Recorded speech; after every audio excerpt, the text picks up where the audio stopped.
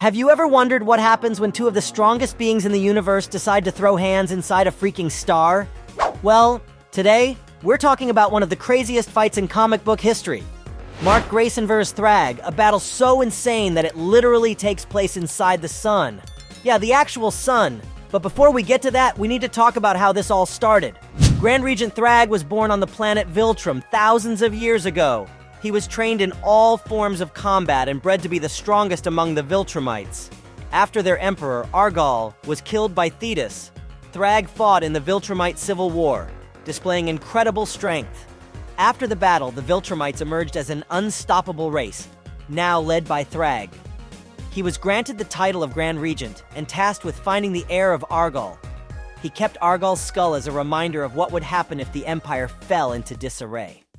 Later, the Scourge virus was created, severely depleting the planet's population. This led Thragg to believe that all the heirs of Argal had died. As a result, he ceased all attempts to find an heir, feeling he had earned his place among the Viltrumites.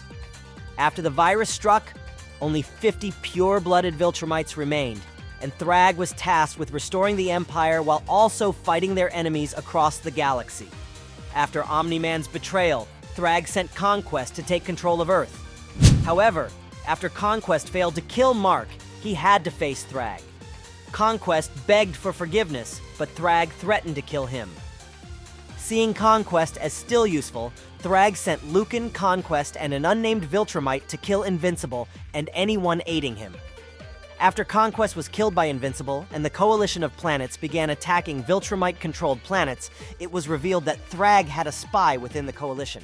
He ordered the spy to take down the planetary barrier on Telescria. Soon after, Thragg led an attack on the coalition of planets' base with his army and a few Viltrumites. He later spoke to the skull of Emperor Argal, declaring that Argal would be avenged once Thetis was dead. However, after Omni-Man and his sons arrived to assist Thetis, Thragg was forced to retreat. When Mark and Oliver destroyed his warship, he rushed into battle, but ultimately decided against continuing the fight. Thragg and the remaining Viltrumites retreated to Viltrum. 3 days later, when the coalition arrived, he led the Viltrumite charge against them. At the beginning of the battle, Thragg attacked Space Racer, prompting Mark to rush in. Mark managed to land a blow on Thragg, but it had no effect. Thragg smacked Mark away, leading Oliver to attack him. Thragg easily caught Oliver's punch, dismembered his arm, and broke his jaw, nearly killing him. Enraged, Invincible attacked Thragg, only managing to make him bleed slightly. Thragg mocked him, stating that he was in over his head, and even Conquest feared him. When Mark revealed that he had killed Conquest, Thragg became more determined to fight.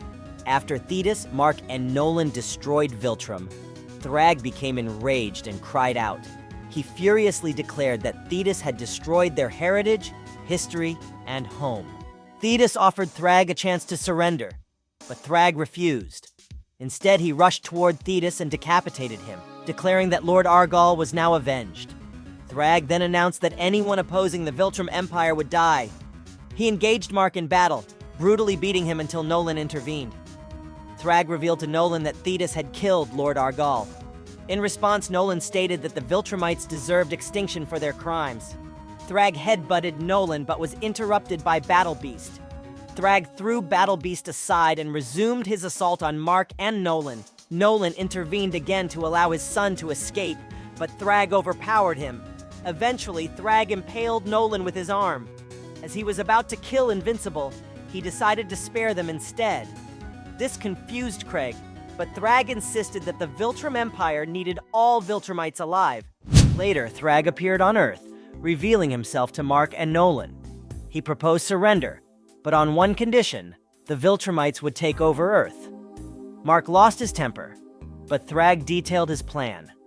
He explained that the Viltrumites would hide among humans and interbreed, replenishing their ranks. They would not interfere with human affairs, but over generations, their numbers would grow until they could rise again. Though Mark initially refused, he eventually accepted, realizing the catastrophic consequences of resistance. Thragg thanked them for ensuring Viltrumite survival and left, thus ending the Viltrumite War. Mark's story didn't end there. After years of exile, Thragg finally made his move. He hunted down Nolan Mark's father and the former Viltrumite ruler on an alien planet. Despite Nolan's strength and experience, he was no match for Thragg's raw power. The fight wasn't even close. Thragg tore through him, breaking him piece by piece. In one of the most heartbreaking moments in Invincible history, he ripped Nolan's heart straight from his chest. Just like that, Omni-Man, the warrior who once ruled an empire and later fought to redeem it, was dead. Mark arrived too late. He held his father's lifeless body, barely able to process what had happened. But there was no time to grieve. Thragg was still there, and he made it clear that Mark was next. What followed was a brutal chase across the cosmos, with Thragg hunting Mark down like an animal. Mark, broken and full of rage, knew that this wasn't just a fight for revenge. It was a fight for the future of his people. With the Viltrumite War reignited, battles erupted across the universe. Mark rallied what remained of his allies, but they were running out of options. Thragg, now leading an army of half-Viltrumite hybrids, was more powerful than ever. It became clear that this would all come down to one final fight, Mark versus Thragg, one-on-one, with everything on the line. The two met in the heart of a dying star, where the heat and pressure could incinerate entire planets. They launched at each other with unrelenting force, each blow sending shockwaves that could be felt light years away. Their strength was nearly equal, but Thragg's experience and ruthless precision gave him the edge. He pummeled Mark relentlessly, his fists breaking bones and tearing flesh. But Mark refused to surrender. He had endured too much loss, too much suffering, to let Thragg win. The battle raged on as they became engulfed in the star's fiery depths. The extreme heat began to burn away their flesh, exposing muscle and bone. Yet neither warrior relented. Thragg's arrogance had always been his greatest weakness. He saw Mark as inferior, an insect beneath his boot. But Mark had grown stronger than he ever imagined.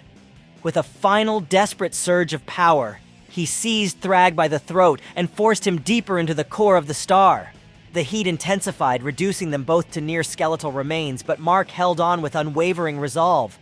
Thragg, despite his overwhelming power, finally began to succumb. His body burned away, his screams of rage fading into nothingness. Mark, driven by the memories of everyone Thragg had hurt, his father, his friends, his people, pushed forward, ensuring his enemy had no escape. With one last burst of strength, he ripped Thragg apart, scattering his remains into the inferno of the dying sun. As the battle ended, Mark barely managed to escape the star's pull, his body broken and charred but victorious. Thragg, the greatest threat to the Viltrumite race, was gone. The war was finally over. The Viltrumites could now forge a new future, one free from Thragg's tyranny. And though the scars of this battle would remain, Mark had proven that strength was not defined by brutality, but by the will to fight for something greater.